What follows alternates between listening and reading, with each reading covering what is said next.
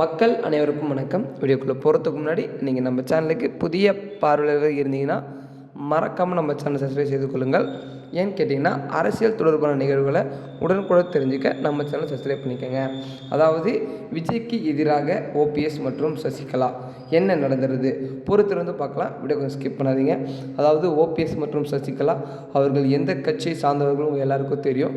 அதாவது நம்ம தமிழக வெற்றி கழகம் இந்த ஆண்டு தான் கட்சியை தொடங்கியது. அது மட்டும் இல்லை, அதிமுக தவேக கூட்டணி ஒரு சில கருத்து வேறுபாடுகள் நடந்து கொண்டிருக்கிறது. கூட்டணி வைத்து கொள்ளலாமா வேண்டாமா என்று அதை தொடர்ந்து பார்க்கலாம். அதை தொடர்ந்து என்ன நடந்தது, விஜய்க்கு எதிராக ஓபிஎஸ் மற்றும் சசிகலா புதிய கட்சி தொடங்குவதாக சற்று தகவல் வெளியாயிருக்கு. அதாவது ஏன்னு கேட்டிங்கன்னா, பல வருட காலமாக அதிமுகவுக்கு உழைத்த ஓபிஎஸ் மற்றும் சசிகலாவை நமது எடப்பாடி பழனிசாமி அவர்கள் சேர்த்துக்கல. அதாவது அவர்களை கூட்டணியில் வைத்துக்கொள்ளவில்லை, ஆதரவாக வைத்துக்கொள்ள. ஆனால் நமது புதிதாக தாவேக கட்சியை மட்டும் கூட்டணியில் வைத்துக் கொள்கிறார்கள். இது எந்த விதத்தில் நியாயம்? அதாவது கூட்டணி வைத்து கண்டால் முதலமைச்சர் ஆனால் நமது விஜய் அவர்கள் தான், துணை முதலமைச்சர் எடப்பாடி பழனிசாமி அவர்கள் தான். இப்படி இருக்கும்போது எங்களை மட்டும் ஏன் சேர்த்துக்கலன்ற ஒரு கேள்வி மிகப்பெரிய கேள்வியாக இருக்குது.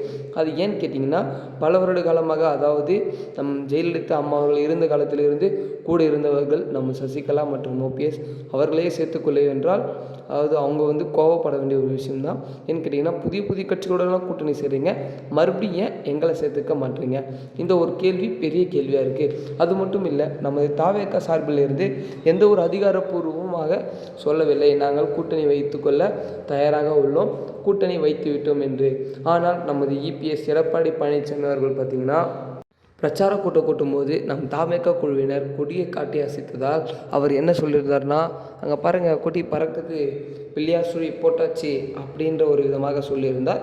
இது உண்மையாக பொய்யா என்று தெரியல. அதாவது கூட்டணி வைக்கிறதுக்கு நோட்டீஸ் அனுப்பிச்சாங்க தான், பட் தாவேக அதை அக்செப்ட் பண்ணிச்சா இல்லையான்னு சொல்லிட்டு தெரியல. ஏன்னு கேட்டிங்கன்னா, ஆல்ரெடி கரூர் நடந்த சம்பவத்தால் உச்சநீதிமன்றம் வரைக்கும் வழக்கு போயிட்டுருக்கு. அந்த வழக்கு முடிஞ்சு விஜய் மேலே எந்த தப்பும் இல்லை, அவருக்கும் இதுக்கு எந்த சம்மந்தமும் இல்லை. இது அப்படியே வேற ஒரு கட்சியுமாக திருப்பிய உச்சநீதிமன்றம் அரசை பார்த்து பல கேள்விகள் எழுப்பி இருக்கிறது. அந்த கேள்விகளுக்கு ஒன்று கூட அரசு பதிலளிக்கவில்லை காரணத்தால் அந்த கேஸ் தள்ளுபடியாகிவிட்டது. அதனால் மீண்டும் பிரச்சாரம் ஸ்டார்ட் பண்ண நமது விஜய் அவர்கள் ரெடியாக இருக்கிறார். அந்த பிரச்சாரத்தில் தான் சொல்லுவார், நாங்கள் அதிமுகவுடனும் பல கட்சிகளுடனும் கூட்டணி வைக்க தயாராக உள்ளோம் என்பதை அந்த பிரச்சார மீட்டிங்கில் எதிர்பார்க்குறதுக்கு நிறைய சான்சஸ் இருக்குது. அது மட்டும் இல்லை, நமது ஓபிஎஸ் மற்றும் சசிகலா புதிய கட்சி தொடங்குவதாக ஒரு தகவல் வெளியே இருக்குது. இதை பொறுத்து இருந்து பார்க்கலாம். ஏன்னு கேட்டிங்கன்னா, அவர்களுக்கு சீட் இல்லாத போது அவர்கள் இருவரும் சேர்ந்து ஒரு புதிய கட்சி ஆரம்பித்து அதில் பார்த்திங்கன்னா வெற்றி பெற நினைக்கிறார்கள். அது மட்டும் இல்லை, அவர்கள் இவர்களுக்கு எதிராக அதிமுகவுக்கு எதிராக திமுகவிடம் சேருவதற்கு நிறைய வாய்ப்புகள் இருக்குது.